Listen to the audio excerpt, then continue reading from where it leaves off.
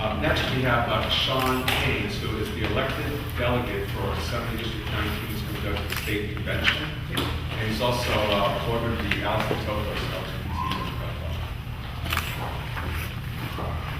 Hello, everybody. Hello. Thank you all for inviting me here today. As I said, I am an Assembly District delegate for Assembly District 19. And I've been asked to talk about diversity in the Democratic Party, which is something that I have been really excited about. I've seen some issues as far as there are a whole lot of women running for elective office. There aren't a whole lot of LGBT people necessarily preparing to run for office, and there are not a whole lot of people of color necessarily preparing to run for office. These are some of the reasons why I have decided to go out for running for Assembly District Delegate to help solve some of those problems. I think our community in San Francisco is best served by having a body that is represented by the various voices that we have in our community. This community in San Francisco is built out of African American, Asian American, Latino American, LGBT American voices, making the community as exciting and as diverse and as warm and inviting that it's been over the last several years. But my personal concern is that going into the future, because of our social and economic issues, that we might not be able to enjoy that cloud of being the nation's most diverse regions. I wasn't exactly sure what to prepare for today, but I think I would like to offer an opportunity for anybody to ask questions about what they think about diversity in San Francisco, where we're headed, where we are today, and where we're going into the future. Please. What do you think are one of the challenges for candidates for office, and how do we help them overcome those challenges? I think some of the challenges are just supporting some of the candidates that are not don't come from specific backgrounds. I myself, as a San Francisco native, I'm not rich. I suffer from some of the same socioeconomic problems that a lot of people have in San Francisco. I haven't had a past of having to, food stamps or having to go and get social services, and I'm seeing a lot of loopholes and those problems. And I think that could potentially make me a very valuable voice within the party to be able to talk to people about these issues. As somebody who's gone through them before, somebody who has surpassed those issues, gone back to being displaced from San Francisco, having lived there and coming back to San Francisco and rebuilding my ability to get an apartment, my ability to fix my credit issues, my ability to do that over and over again. I think supporting candidates that have that more well-rounded background would be a good start to increase the diversity in our leadership. Anybody else have any ideas about diversity in San Francisco or beyond? And some of the things that we're going through currently? Yeah, how did you feel when you read that article in the Chronicle about San Francisco becoming the whitest city in the nation? Or the state? Well, it's the whitest city in the region. I thought it was kind of a shock, but also not a shock. I'm a San Francisco native, and I have grown up in times where San Francisco was a lot more diverse than it is currently.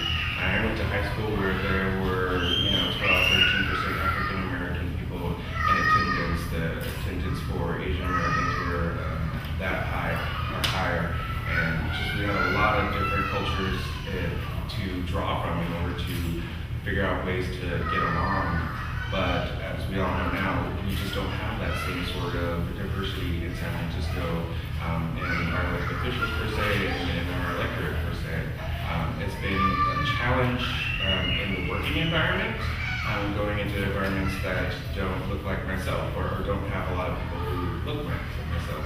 And the people who occupy various roles are mostly occupying service-related roles and not roles within IT.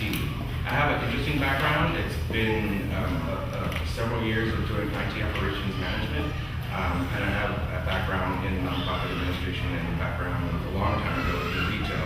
So I've been in a lot of categories where I've been able to take a really close look at what diversity means in a lot of different settings.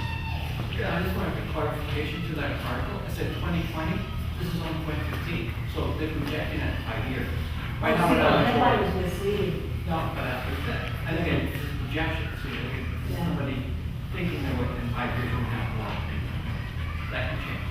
Well, yeah, but I mean, basically stating that we are well on the path to that outcome.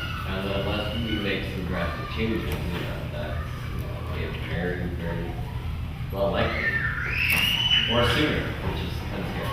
It is very scary. I mean, I've been watching a lot of different communities as a photographer. I've taken photographs of everything that's been going in the LGBT community, a lot of things that have been going on in the African American community, and making new relationships with the Latino American community and the Asian community.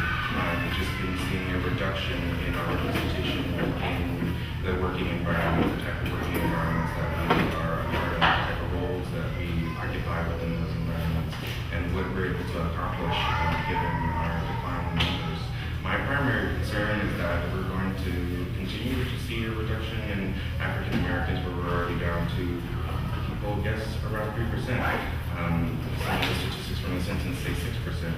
The Latino American population in San Francisco reports that are over 8,000 people who have left the mission in the last several months to a year. And a lot of people are diligently fighting to work with our elected officials, to work with people to put in some stopgap measures to allow for some sort of consideration.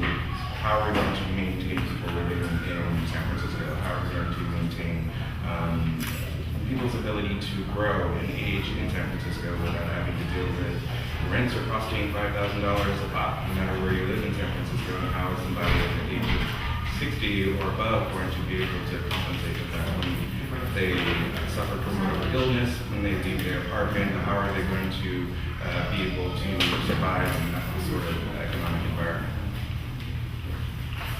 Anybody else have any questions or ideas about what's going on as far as diversity in our elected leadership or within San Francisco in general? I was just surprised. There's a meeting that you and I attended last week, and it said that San Francisco's only had one female mayor, Diane Feinstein. It's That's kind of right. surprising to learn. That's right. Oakland's on their second, at least, female mayor. So what's up in San Francisco? We can't get a female mayor. Yeah, and I mean, that actually came from, just her, succeeding once she did it. She's not even out of an election.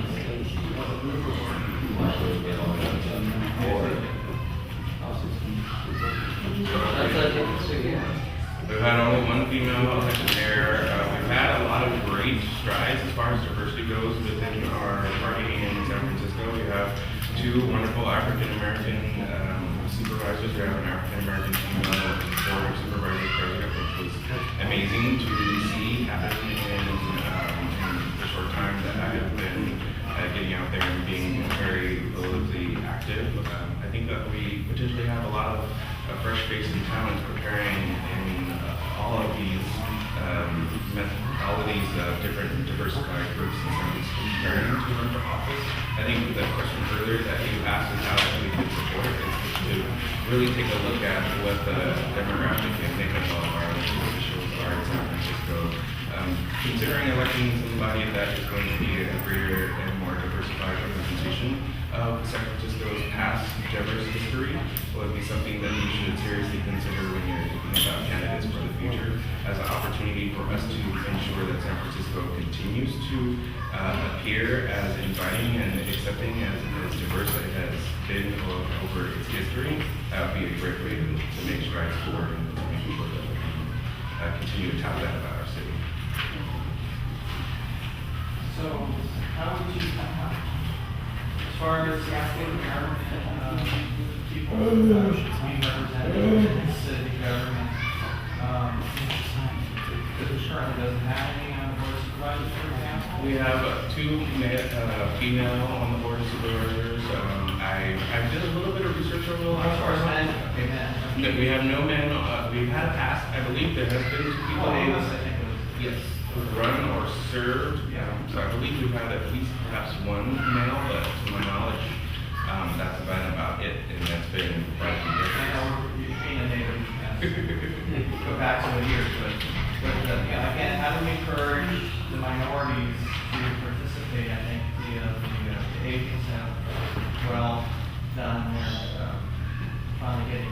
do being 40% of the population, but there's still other segments that have not yet. I think a great way to increase participation from all of these underrepresented aspects of our community would be to invite them to join one of our many political boards. We have about 26, and the number is growing. I just heard that the DCCC was able to onboard 4 to 5 additional political organizations. I believe that there's at least another 4 or 5 that are in the works of preparing to be chartered. Ensuring that we are inviting a greater diversified amount of people into these organizations, giving them leadership roles and opportunity would be one effective way to prepare more people of color, more elderly people also should be considered in the line of diversity that we have out there in our elected officials. More women should be considered for some of these leadership roles. I've been looking at a number of our clubs. I've not necessarily in each of them seen that there's representation of women or people of color, and that's some of the things that I would like to inspire as being a person of color who has run for an elected office in San Francisco. I know when I speak to a lot of people, it's kind of my daily chore everywhere I go, specifically to African Americans, and generally, hi, how are you? Where are you from? Are you from San Francisco? Are you politically aligned to anything? Do you have potentially joining clubs? Would you like to come to some of the clubs that I serve on? Over the last couple of years, I got my start working with the Bar Western LGBT Coalition, and then I became a board member of Alice B. Toklas. And over the last year, I've become extremely active in the Democratic Party by joining a lot of political boards. I've recently become a member of District 5 Democratic Club. I'm happy to have just become a member of Central City Democratic Club today. A Black Leadership Forum, and Billy B. Kennedy, to name a few other clubs. So I think I would like to put upon everybody in this room to consider your networks of friends. Who do you know that people who've been talking about some of the issues that we've been dealing with in our society, and specifically within San Francisco, invite them to go from people who are just talking about the issues to people who are actively doing something to correct some of the problems regarding to the issues that we're having in San Francisco, and invite them to meetings like this, and invite them to join not just one club, but many clubs, so that they can get a real good understanding from a greater diversity of people. I feel that that's one of the things that's going to make me effective. Should my political career grow beyond just being a city delegate, is that I go to quite a lot of events and activities, and I'm a very active listener to what everybody has to say, kind of no matter what side of the political spectrum that they sit here in San Francisco. I really want to have a good understanding of where they're coming from, so when I go to the conferences here and then I'm able to vote, I'm able to actually vote with the voice of the people as opposed to my own voice or any other thing behind me asking me to go in a specific direction. I think that that's where you get the best and the most good policy out of any region. So I wanted to know what your opinion on this last year, this folks participated in it, which was we did the endorsements, 2 endorsements, using a lot of clubs getting together and doing an endorsement to slate or whatever, all in one location. And of course, like you're pointing out, there's now even more clubs. And so if you're a candidate going to all these different, get ready for a roller coaster ride. You're driving your ride and trying to get to everybody. It's better, and it's just more productive to have multiple clubs in one location doing an endorsement of that. Yes. And so would you support that happening again next year? I personally would love to see that happening again. I was at that. Because it was only happened once, and I don't know if it's going to happen again. I think if we get a number of clubs together to really push behind stating that we want to see something like that happen again. There's also some mixers happening recently. A lot of clubs are getting together in as a pre-convention activity is to meet each other, mix and mingle, and that's our opportunity for everybody to learn a little bit more about each other. I know that the Young Gens is doing that, and I know that a lot of clubs are having social mixers. I think those are great opportunities for people to, one, get connected with our Democratic clubs, and two, like you can consider it rushing for any fraternity or for anything on that level to just kind of check them all out and see where you feel like you fit the most. Yeah, so I guess what I'm saying is consolidating these groups because, for example, there's currently 3 different groups that, we're the first, but there's 3 other groups that claim to be Democratic clubs for District 6, and, you know, it starts taking away from our base, and people wonder, well, which endorsement is better than which, and of course, if you're a candidate, which one do you go to, or you don't go to none? I mean, these are the, I think if you're a candidate, you're well served by going to every meeting possible. I know in preparation for running for Assembly District Delegate, that was my goal, was to go to as many groups and to listen to as many meetings as possible. Running for ADEM, I was actually one of the most well-represented candidates running kind of independently. I wasn't on any specific assembly person's slate, and that's generally how those things go. If you're on one of those slates, then you more or less are able to be successful. I wasn't. I had a very interesting game plan as far as talking with a lot of different groups and I worked with so many groups and put out such a wide cast that I ended up being on 4 different slates, independent of the assembly person's slates. That's one way to make sure that any candidate can be both well represented, but also that they have a good understanding of where the community is coming from by working with so many different groups. Any other questions? I like what you said, but I think one of the problems with the Latino community is that they're all over the place. There's no longer, you know, a mission districts, that's where you can really reach out to a lot of Latinos, that's no longer the case. So what they've done is they spread out all over the city. A lot of Latinos live around this area now, I mean, they're just in pockets. I think the same can be said about almost every other demographic in San Francisco. I, as a native, I've lived in 9 of our 11 districts in San Francisco, just to give you an idea of how often from being a kid living with my parents to being an adult. The majority of my moving actually was as an adult in these districts. I lived in Mission, I lived in the Richmond district, I lived in this area, I grew up in this area as well, lived here for the last 5 years. But I've been around, and I think a lot of people have had to play this musical chairs of which district and which areas are going to live in San Francisco. I think natives or long-term residents of San Francisco have a little bit better than the people who are coming into the San Francisco now. What you have behind you, as somebody who's been here much longer, is a network of people that you can rely upon to make your transition around the city much easier. I feel a little bit sad for the people coming into San Francisco because they're not going to have the time required to build any significant network to make their ability to find a new job rapidly after they lose their job for whatever reason, or find a new apartment rapidly for whatever reason if they happen to be displaced from the apartment because of the economics that we're dealing with here. These are some of the reasons why I have been motivated to run for some of these offices, is to help the city deal with some of these issues.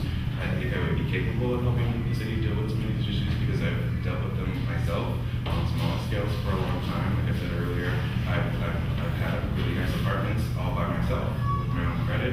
I've lost them and I've had to rebuild and come back from places like Oakland. A lot of our people are actually in Oakland at this point, but I've been one of the few crazy and very consistent in coming back to San Francisco, making sure that it's my home. And I would love to see that new people coming into the San Francisco have the political power behind them to ensure that they too are able to root in San Francisco.